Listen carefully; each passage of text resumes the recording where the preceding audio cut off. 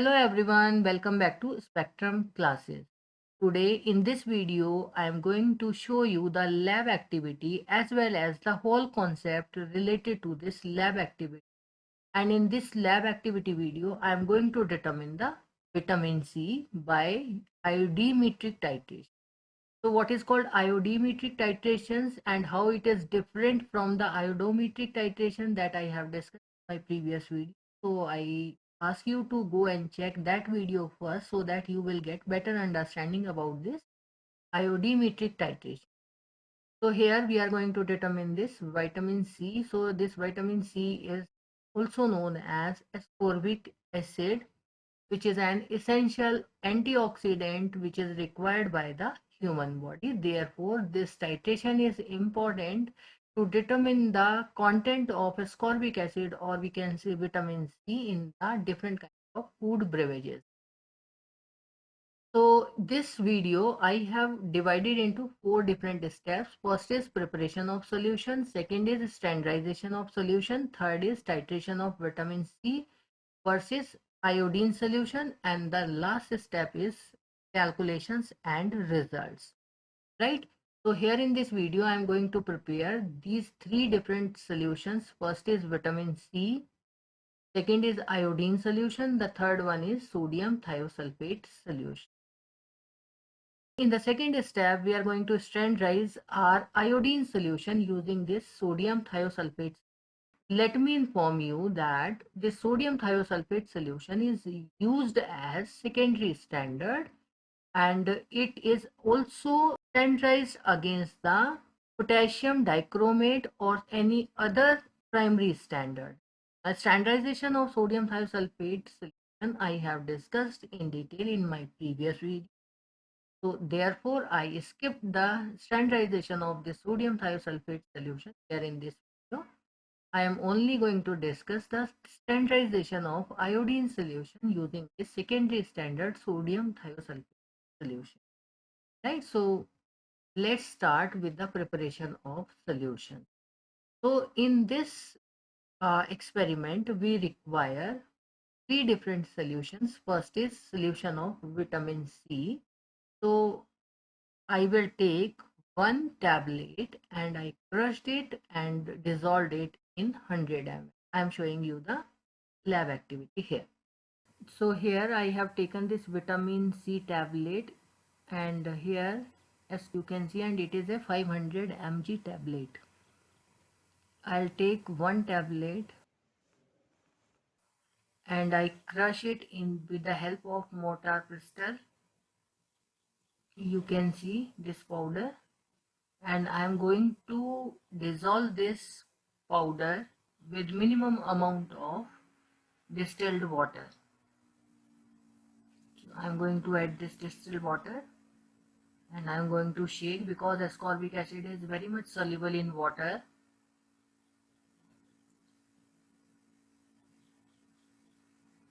So this tablet I have dissolved in this beaker. Now I am going to filter it out.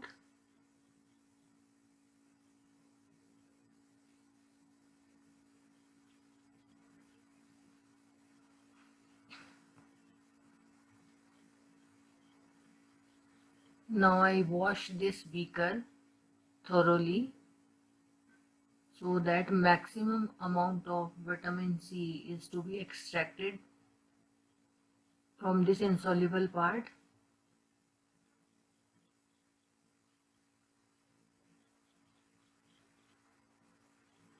Here you can see this part is insoluble in water.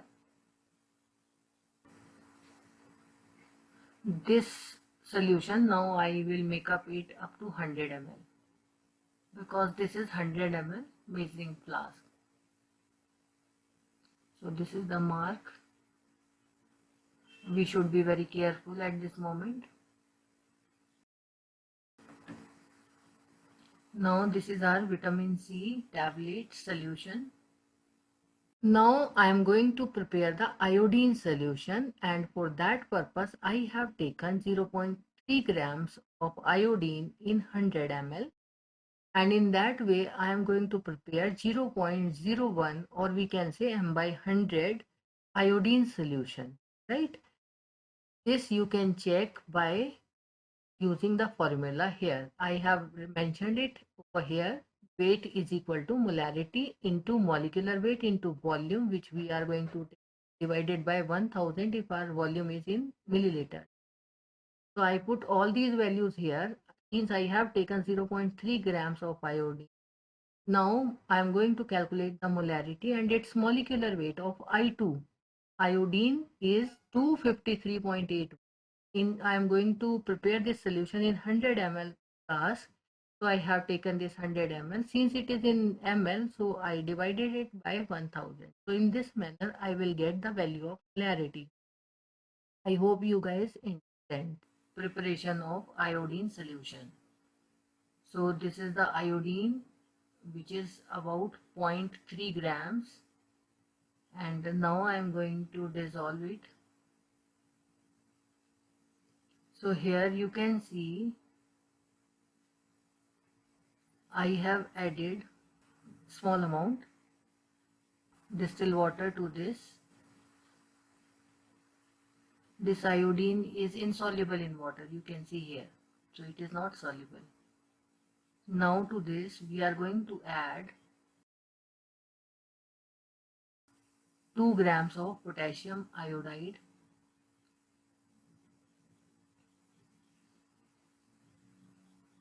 With the help of this funnel, and now I am adding distilled water to this. So here you can see very beautiful yellow color. It is immediately starts dissolving. You just see. But still it takes time, right? So for complete dissolution, it will take time. So you need to shake it well until it is completely dissolved.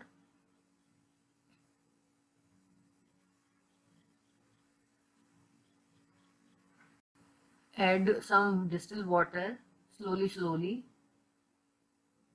and once it is completely dissolved, make up the volume up to 100 ml. You can see the capacity or volume of this measuring flask.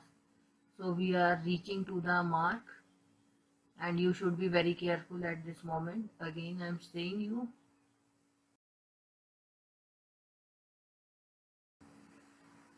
Now shake it well so that you will get homogeneous solution.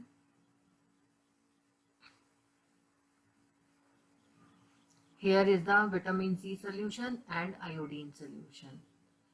So here first we are going to standardize this potassium iodide iodine solution.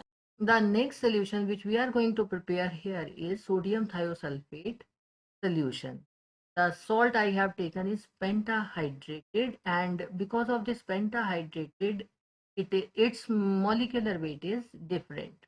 So here I have taken 2.48 grams of sodium thiosulfate 100 ml. Now I put all these values here in this equation, and I will get the value of this molarity, and here I come to know that molarity is 0.1 molar or m by 10 molar. Now I am preparing the sodium thiosulfate solution, which is m by 10. I am preparing.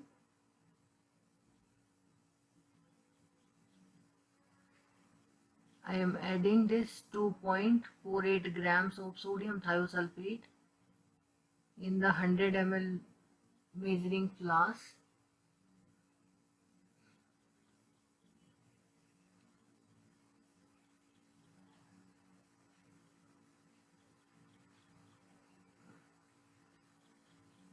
So I am going to dissolve this.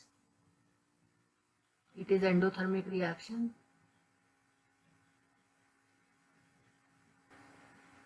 Dissolve it thoroughly, and now make up the solution up to the mark with the help of distilled water.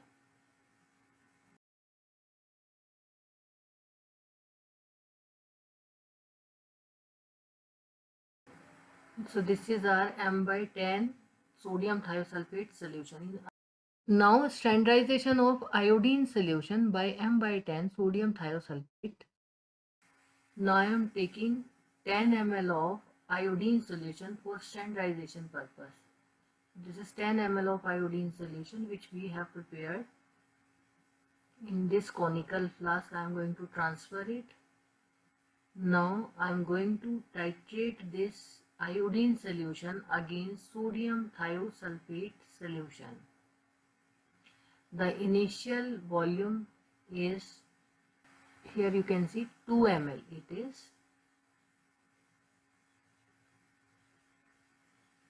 and now we are going to start the titration. Once this color of iodine get fainted, we are going to add starch solution as an indicator. Now I am going to add starch solution to this conical flask, and you can see the change in color on addition of this starch, right? Now I shake it well and start titration again. Here you can see the color change. Now we are going to read the final reading. So it is 4.5 ml. You can see the lower meniscus, right? So from the lab activity, we come to know that against 2 moles of sodium thiosulfate, 1 mole of iodine is going to be reactive. This I have also discussed in my previous video of standardization of sodium thiosulfate solution. So I skipped just because of the length of the video. So here 2 moles of sodium thiosulfate reacts 1 mole of iodine. So here I am just going to apply the calculation. For the redox titration, we are using this formula. A1 into M1 into V1 is equal to A2 into M2 into V2. I have chosen this 1 for iodine solution and 2 for sodium thiosulfate solution. I will put all the values here. So I have taken 10 ml of iodine solution. V2 I have taken from the burette, final reading minus initial reading. The molarity of the sodium thiosulfate solution is m by 10, and the electrons involved in this reaction for iodine will, this 1 mole of iodine will take up 2 electrons. So A1 is 2. Mole of the sodium thiosulfate is equal to 1. This I have discussed in detail in my previous video. So I am just skipping all such parts. Now coming to the volume calculation. So final volume from the burette is 4.5 and the initial volume is 2.0. So the difference of volume final to initial volume is 2.5 ml. We can say against 10 ml of iodine solution, 2.5 ml of sodium thiosulfate is consumed. So I will put all these values in this equation. So we are getting on calculation M1 is equal to 0.012 molar. So this is the molarity of iodine solution which I have prepared, and after standardization get this value, right? Now I am just filling this iodine solution in the burette.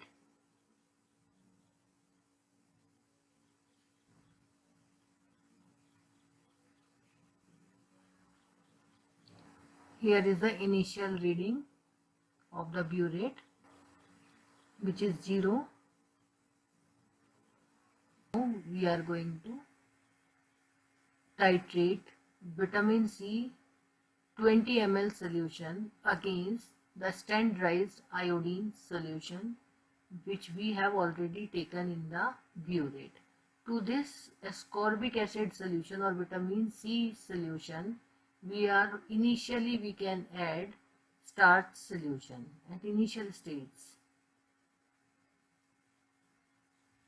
Now we are going to start the titration against this vitamin C solution.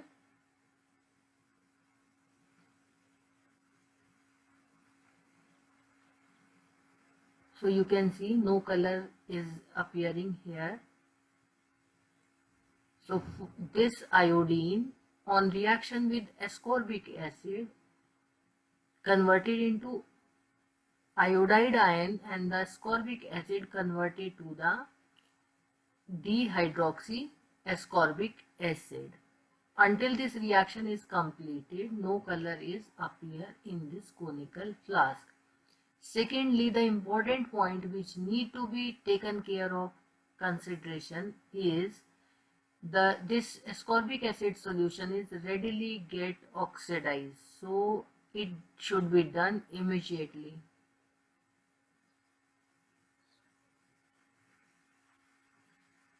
Until this moment, we are not seeing any color change.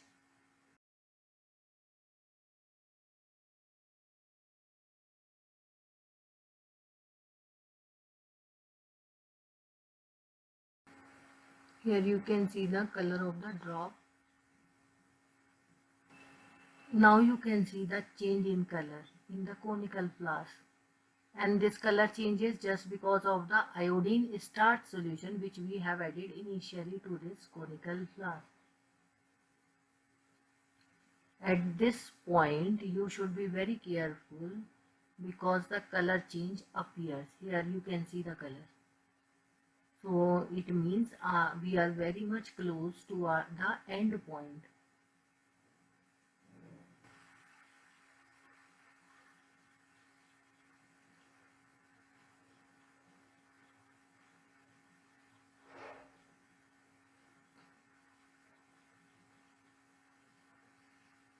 You just see. So the end point is reached. Now we are going to check the final reading. So the final reading is 39.5 ml. Here you can see. Now the calculation part. Now the calculation part for vitamin C which we have prepared. But before that, I'll show you what is the structure of this vitamin C, or we can say ascorbic acid. The structure of ascorbic acid is like this. On oxidation, this ascorbic acid becomes dihydroxy, means here this is the hydroxyl group, and on oxidation this hydrogen is going out and 2 electrons are involved in this reaction, right? If we are titrating this ascorbic acid against the iodine solution, which we have done in our lab activity, then we are going to see that ascorbic acid plus iodine will gives us 2 iodine plus dihydroxy ascorbic. So 1 mole of ascorbic acid consumes 1 mole of iodine. So here 1:1 reaction is taking place.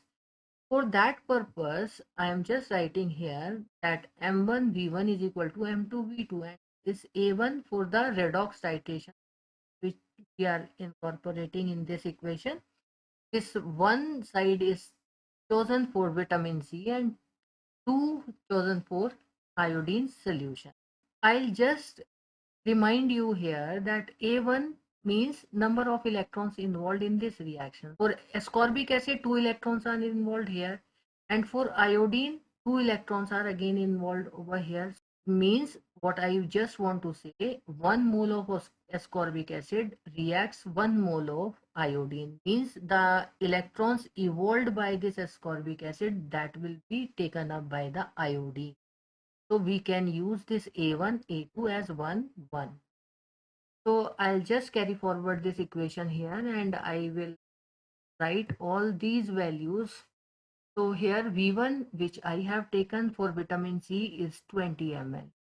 And M2 of iodine solutions which we have calculated previously is 0.012 meter. A1 1 and A2 1. Again I and 1 and 1. And the volume of iodine solution which is consumed against this V1 is taken from the final reading, the difference of final reading to initial reading from the burette. So final reading is 39.5 and the initial reading is. So the volume consumed of iodine for 20 ml of vitamin C solution is 39.5 ml. I'm just writing all these values in this equation. I'll get this. And now on calculation, I will get M1 is equal to 0.024 molar. Here I'll just tell you against 20 ml, about 40 ml of iodine is consumed. So molarity is just twice of that, right? It's an rough idea about we are going right or wrong. So molarity of vitamin C is this much, right? So which we have calculated from the titration. Now coming to the concentration part. So the strength or the concentration part. Strength of vitamin C is equal to molarity into molecular weight. So strength is equal to this molarity 0.024 mole per liter. Molarity is mole per liter. Into molecular weight of ascorbic acid is 176.12 grams per mole, right? On multiplying these two, 4.17 grams per liter. If I convert this gram into milligrams, so I have to multiply it by 1000, and liters to milliliters, so again 1000. I have dissolved one tablet in 100 ml, so I have to calculate it in 100 ml, right? On solving this equation, we are getting 417 milligrams per 100 ml, as I dissolved one tablet in 100 ml. In my opinion, we are quite in agreement with the theoretical value. I hope you find this video helpful. If you find this video helpful, please like, share and subscribe. Thank you all. Thanks for watching.